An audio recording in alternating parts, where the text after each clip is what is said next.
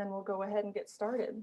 So hello, everybody. Thanks for being with us today. We're so excited to have you all with us. My name is Ashley Jones. I'm the Managing Director of Community Programs at the Venture Center. And while we host a ton of programs throughout the year, this one is specifically important. This is a new program that we've launched this year called VCHealth, primarily focused on entrepreneurship and mental health. And then we take a deep dive into specific topics around that. So this one will be about the mental health aspect, entrepreneurs, as well as spouses and partners and that relationship and dynamic. So I wanted to share that with everyone. Obviously want to thank our two presenters or speakers today, Bruce Trimble and Ken Clark. They also happen to be our presenting sponsors, the Bridgeway and Chenal Family Therapy. So thank you both for being involved. And also our corporate sponsors who support all of our community programs, Frost Accounting Firm, Wright Lindsay Jennings, the Little Rock Regional Chamber, and Simmons Bank. Wanted to remind everybody of a few events that we have coming up.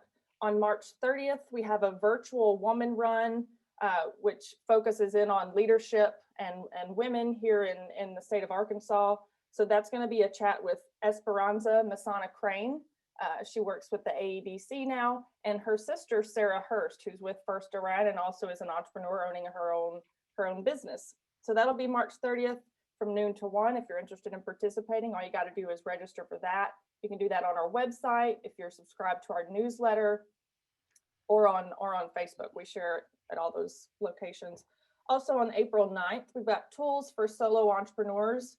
And that'll be a good one with our team, our marketing team. So Mimi San Pedro, Becky Pittman, and Molly, they will be here to talk about tools that they've used and those that support solo entrepreneurs. So noon to 1, April 9th.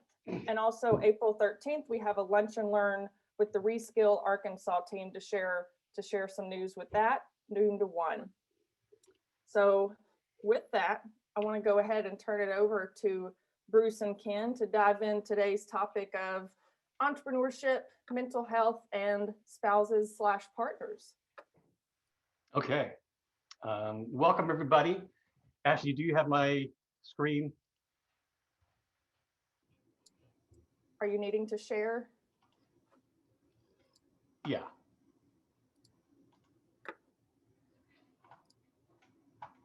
Can everybody see that? Yeah, there may be a little lag, but go ahead and put it in presentation mode.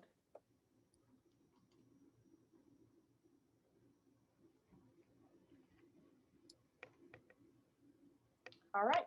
Okay. Well, once again, it's great to see so many people interested in mental health. As we get started, I want you to know that April McSpadden, a licensed clinician, is available from 12 to 1:30 p.m. today to assist those who may be affected by these topics. And she may be reached at 501-733-9789. There is no charge for this initial consultation, and it is confidential. After those hours, you may call the Chenal Family Therapy, the Bridgeway, or another provider.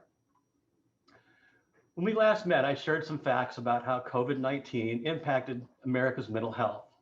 In a survey conducted by Universal Health Services, the parent company of the Bridgeway, 62% of American adults reported increased stress, anxiety, or depression. One of the issues that we detected with the pandemic's onset is that not all relationships survived lockdown. In the face of COVID-19, the frustrations couples usually express in counseling sessions, such as financial worries, division of chores, intimacy or lack thereof, and conflicting views on child rearing, were taking a severe turn. For sensitive people or those with a mental illness, spousal lockdown was painful as routines were disrupted and irritations festered over how one or the other partner eats, breathes, sleeps, and generally just goes about their business. And starting or managing a business only compounded the problem. Here are 11 signs that you can detect if your significant other may be having a mental health issue. They seem to get mad easily. While everyone's entitled to the occasional bad mood, it's never a good sign if your partner has been blowing up in fits of rage.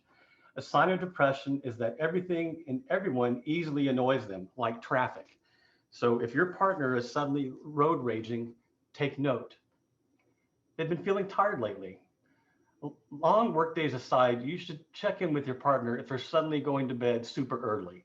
The same goes for the partner who never goes to bed. Emerging mental health concerns will often drive people to desire a lot more sleep or the opposite, and they can't stay in bed. Either way, change in sleep patterns could be a sign of a problem. He or she is suddenly spacey or forgetful. If your partner's been out of it lately, it could be due to their unaddressed or ignored inner turmoil. What seems like a sudden onset of forgetfulness can be a sign of struggling with stable mental health. Someone who once was very organized may find themselves missing deadlines, forgetting to pick up the kids on time, and seeing other duties becoming messy and disorganized. They seem to be drinking more. While it might be okay to have the occasional drink, take care of a partner who seems to be turning to alcohol or other coping mechanisms on a regular basis. Many people with mental health issues have learned various ways to cope with their symptoms. Individuals with anxiety or depression, for example, realize that something is off but choose to medicate their symptoms rather than address them. They aren't interested in physical intimacy. Since issues like depression and anxiety can steal one's energy and ruin their self-esteem, don't be surprised if an ailing partner doesn't want to be physically intimate. This may be one of the many signs your partner isn't feeling quite like themselves. They're complaining about not feeling well. Mental health issues often take a physical toll, so pay attention to a partner who can't seem to stop complaining. Believe in the mind-body connection. When something is depressing someone and they won't admit that they are depressed or stressed, eventually their bodies start giving out. They may complain about headaches, stomach aches, or a constant feeling of fatigue. They don't want to shower or do the laundry. Everyone's needs are different, so it's okay if your partner doesn't shower every day or if they go a week without washing their hair.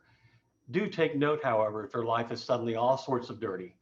People with depression can sometimes neglect self-care, not showering or brushing teeth, wearing the same clothes several days in a row. They may also forget to do laundry or stop cleaning their apartment. They won't answer the phone. Someone who's struggling with a mental health issue like depression may not have the energy to make plans to hang out, much less answer the phone. If this is your partner, then they may also start to isolate themselves, and that's not healthy.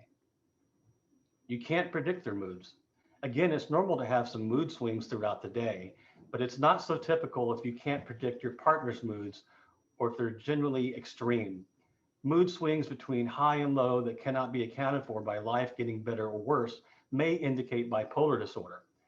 This one can genuinely impact your relationship, so the sooner you can both seek help, the better. They don't seem present. When hanging out with your partner, do they feel like they're fully present?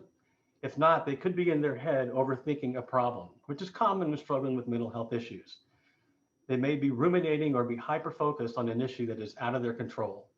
Soon they will not be able to be present with you and may not be able to focus on conversation or activity.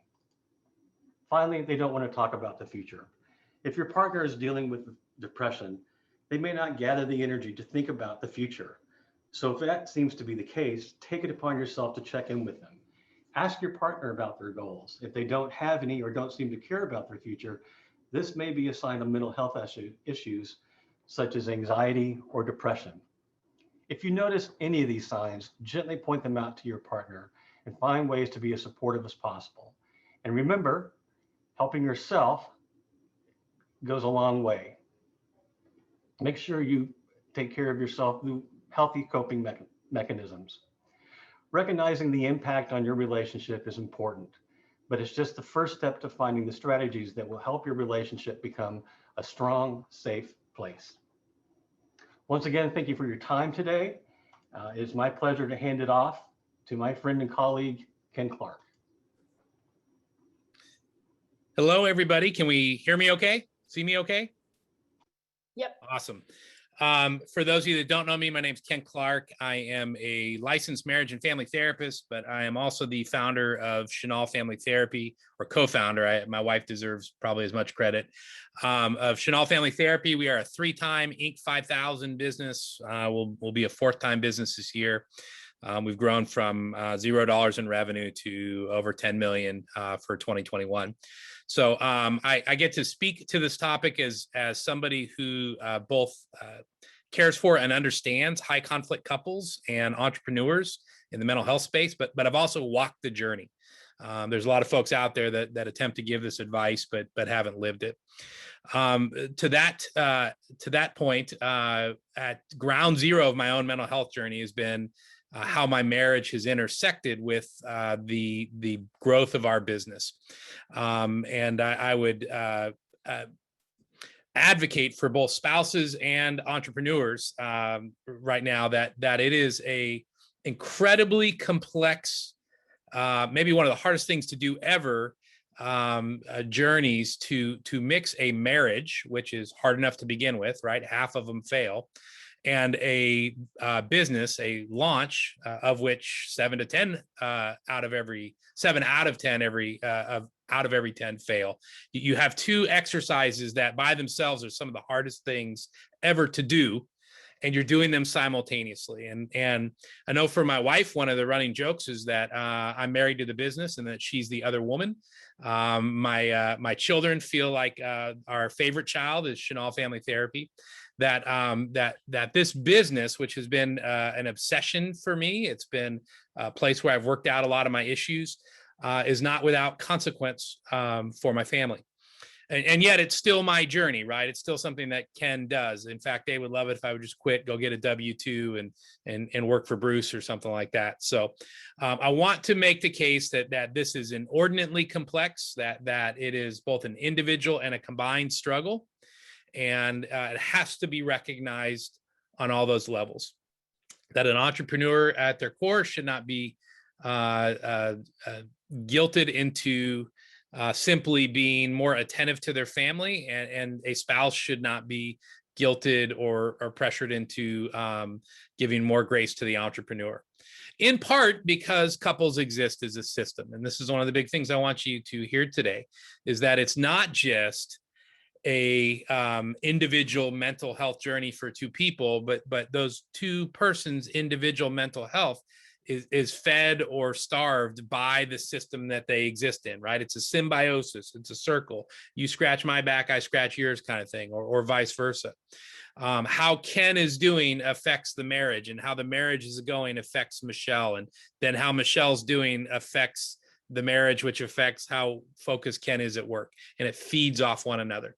So while it's important to care for the individuals, it's also super important to recognize and care for the system, just like we would care for the culture of a company that has different departments but still has to operate and deliver results together.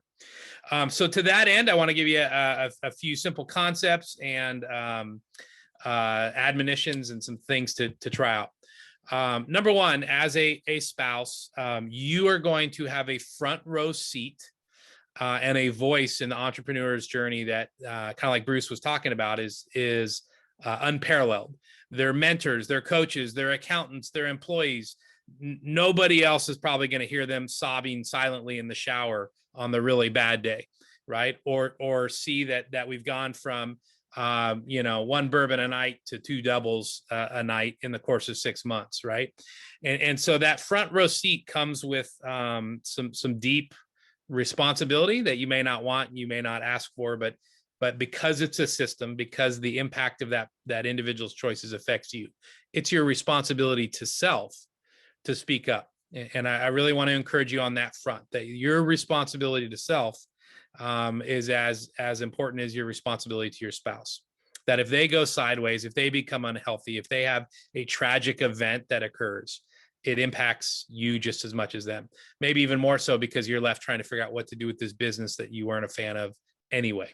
So with that in mind, we want to encourage you, as always, to ask for help early and often. That as an individual, a partner of an entrepreneur, you have a right and obligation to self to seek out regular counsel, right? Whether that's a mentor or a pastor or a licensed mental health professional. You may need couples counseling, but every couple, the individuals in the couple need counseling as well.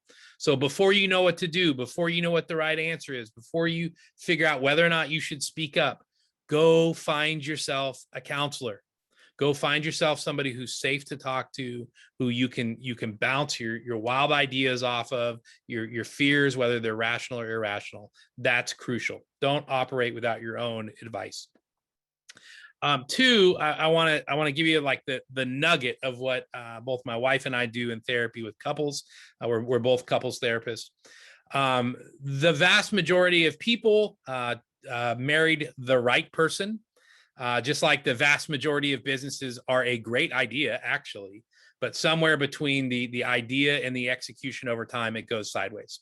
And a lot of those sideways moments are avoidable, but it's because the mental game is not on point.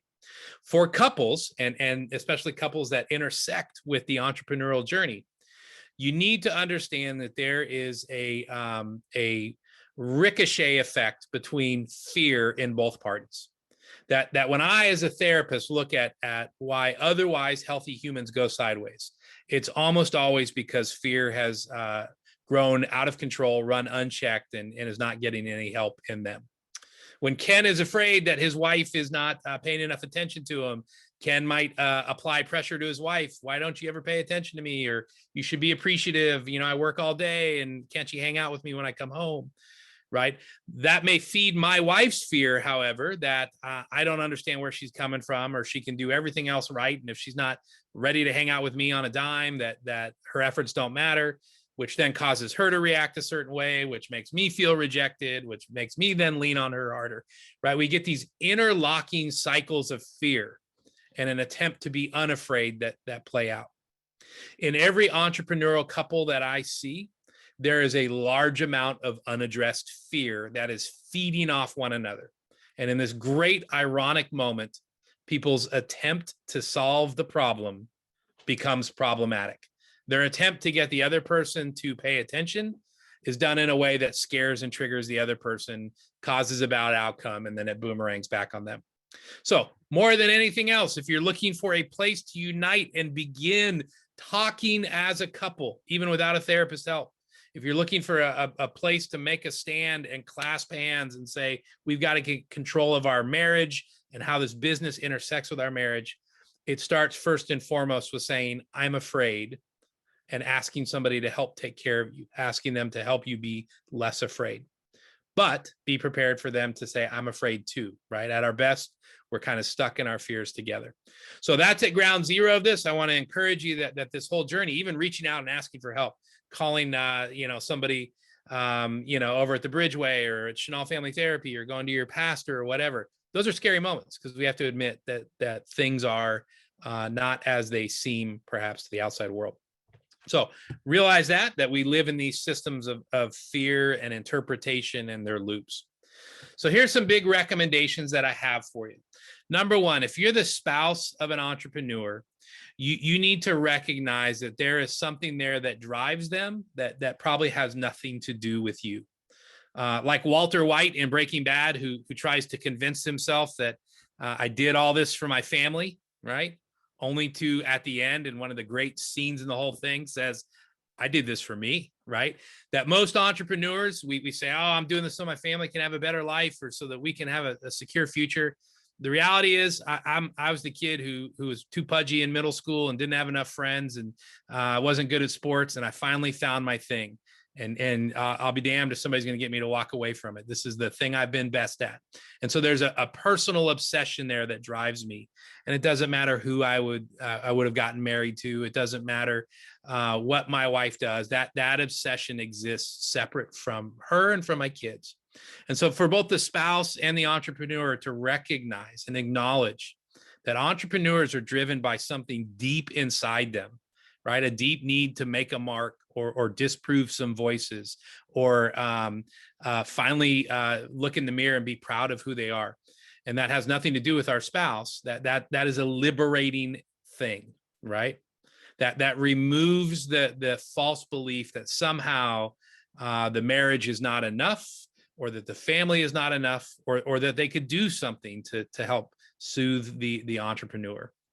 Likewise, the entrepreneur needs to realize how unfair that journey is to spouses, right? They didn't sign up for this. They had no idea that you were this crazy on the inside. this possessed with this idea of making your mark or seeing your name in lights or building the better mousetrap. And that what we put our families through as entrepreneurs is a debt we'll never be able to fully repay. That because they love us, they're patient with us while we work the late nights, while we secretly look at our phone while we're supposed to be watching a family movie, or have one too many bourbons at family night because I can't deal with employee stuff from today. I can't turn it off, right? And entrepreneurs who liberate their spouses from having to appreciate how hard they work, and instead see them as people who I'm deeply thankful for that you put up with me on this journey, right? That's a very important thing for us to do for our spouses. With all that in mind, I've got two big tips on communication, if you will, around entrepreneurs, their spouses, and the business. On a side note, right, this is one of my favorite little spiels to give when anybody walks in my office. Most couples walk in my office and I say, hey, so why are you all here? Tell me why you're coming in. And I kid you not, like 8 or 9 out of 10 times, they will say, well, we have communication problems. And as we get into it, I'll educate them on communication theory as it becomes apparent to me that they really don't have a communication problem, right? In communication theory, there's really only 4 parts: sender, receiver, channel, and message, right? And in the same way that somebody flips me off on the freeway when I cut them off, right, and I don't like it, that's not a communication problem. The communication's very, very clear. They don't like me and they think I'm a horrible driver. And when couples say that they have communication problems about how much somebody's working or how little they appreciate it, they don't really have a communication problem. The message is super clear: back off, or be home earlier, or I'm not happy with the way you're doing things. That's not a communication problem.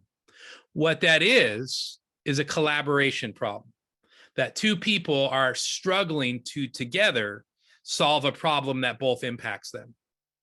Because they believe it's a communication problem, and this is such a simple thing that I'm explaining to you, if you just listen, you'll get it, and then leave me alone or whatever, right? They attempt to communicate their ways through it, but what they really need is better collaboration. As part of that, the one thing they can do to improve their communication is be very choosy about when they do it. For most of us that are entrepreneurs, and so I'm speaking to the spouses here, I know my wife has walked on eggshells for a decade of trying to figure out when to bring up the fact that our kids need braces with the guy who's trying to figure out how to pay rent on the office, right? Of course, the natural tendency is he looks really happy right now. Maybe it's a good time to tell him, right, that we've got to buy braces. And of course, that's the one moment where I'm like, oh, finally, I'm not thinking about the business. I'm just watching Parks and Rec. And then my wife's like, hey, by the way, $1,500 for braces or whatever, whatever it is. We got to be careful when we choose to communicate with one another. Likewise, for me as an entrepreneur, if the things that my wife hears out of me during every quality time moment is business related, if that's the only thing that I know how to connect over, we sit and have a glass of wine on the patio, and she's like, how are you? And I'm like, well, here's this really cool thing that we're going to do at work, and we're going to do this, and then we're going to do, and by the way, she's trying to not think about all those things because she doesn't have control over them. She doesn't really want to be on this journey some days. That's a trigger for her. So my 2 big recommendations are that, number 1, you would have business-free discussion connection zones. That you would have some time during the week where you are not allowed to talk about any of the maintenance details of life. You're not allowed to talk about what's going on in the business, or should we refinance the house, or what are we going to do about little Johnny and him throwing rocks at cars or whatever. Like you literally just have to sit down and talk about the Razorbacks or nothing or the grass growing. But every couple needs protected time anyway. That's especially true if you're an entrepreneur. Second, we also need dedicated time where the spouse in particular knows they get to talk about the business and get to talk about the impact on them, right? That's the flip side of the coin. If my wife knows that, every Sunday morning we sit down and process life and the business, then she'll save some of her commentary for then. And by the way, there's a lot of things where if she waits 2 or 3 days, it resolves itself. It's not that big of a deal. It's not worth it. So we need to protect some time where the partner as well can talk about their frustrations, their fears, their hopes, their reservations, their whatever. Now, that may be where therapy fits in. If you can't manage that on your own, therapists are always happy to help facilitate those conversations. So how does a couple actually bring around change and collaboration? And this is the last big tip I'll leave you with, is I am a huge fan of what I call passing the memo. I think, and this is true whether you're an entrepreneur or anything else in between, any couple that does this will have a better relationship. If you have a once a week or a once a month time where you literally sit down and pass the memo, here's what I liked this last month, and here's what I didn't like, and the other person is not allowed to respond, and the person with the complaint passing the memo is not allowed to explain past the surface level, past one sentence, it is amazing how much stuff will actually get changed, right? So much stuff does not get addressed because we attempt to respond in the moment instead of just hearing.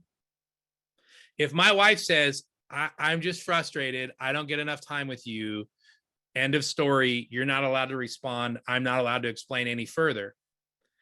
And I don't have to defend myself, and she doesn't have to defend why she feels that way. Guess what? I'm probably more apt to just go ahead and change it. Next time I have a choice, I'll probably just choose her more. But the moment that I have to defend why I pour time into the business, or that she has to defend why she needs more time from me, right? We get distracted into these kind of like moral arguments of is it okay that you do this? Are you making good choices, bad choices? Are you a good spouse? Are you not? And the moment we begin defending ourselves, we lose the capacity to help another human. People only have enough bandwidth. This is true of employees as well. People only have enough bandwidth to do one of two things: help you or defend themselves. And the moment we go into defense mode, we're done helping. So this exercise of pass the memo, where a couple just says, here's what I like this month, here's what I didn't like, here's what I would like to change, do with it what you will, accomplishes far more than all these recurring fights and arguments about, oh, you're working late again, et cetera. All right. So that's my big takeaway tip. If you're in an entrepreneurial marriage and you're not getting what you need, the best thing you can do is start with 10 minutes once a month and pass the memo, no response allowed. I guarantee you will see change out of that. Couple resources I would like to recommend to you. Number one, there is a lot of great podcasts and things out there for couples that own businesses together, entrepreneurial couples. A quick trip to Google and type in business, podcast, couples. You will find so much stuff that is other people talking about their journey as an entrepreneurial couple, which for me has always brought a lot of peace, hearing other people who've actually walked through this be able to give me good advice. Couple of books I would recommend. I highly recommend Hold Me Tight by Sue Johnson. She is the founder and one of the main drivers of a therapy modality called emotionally focused couples therapy, which is spectacular. It's really good at getting down to those fears and hurts and things that we need paid attention to and not getting stuck on the top level details. I would also recommend a book called The Passionate Marriage by a guy named David Schnarch. It's not for people under 18, probably. Let me put it that way.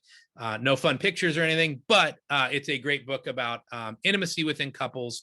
And more importantly, how intimacy, sexuality is kind of a microcosm for how couples treat each other outside the bedroom, how we learn to differentiate and have things be okay for our partner that aren't okay for us, and they do the same, and not turn those things into interpretations. Just allow them to be struggles. Sometimes our struggles are just struggles. They don't need to be interpreted any further. Sometimes I'm just the driver that my wife would not have me be. I drive too fast and tailgate too close. And that's just the way I am. And no amount of arguing is going to change that. And it just sucks to have to ride in the car with me. But it doesn't mean that I don't love her, that I can't slow down.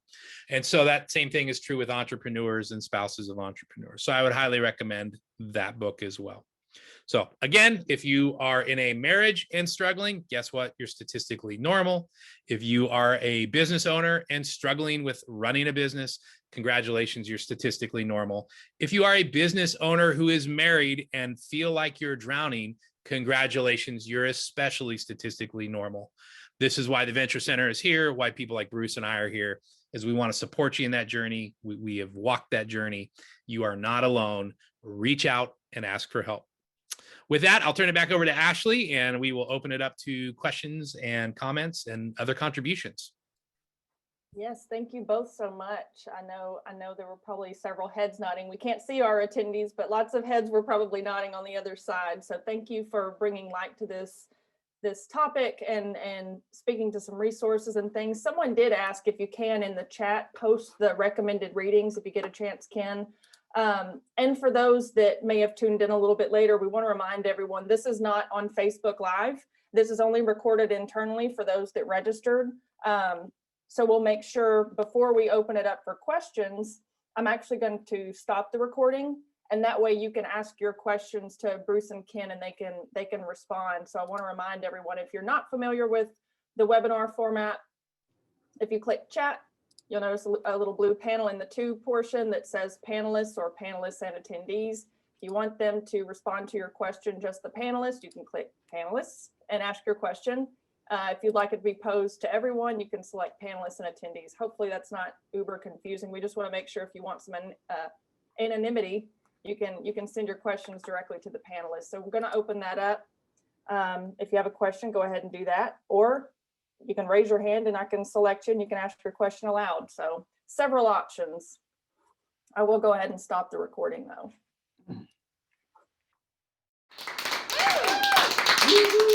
All right.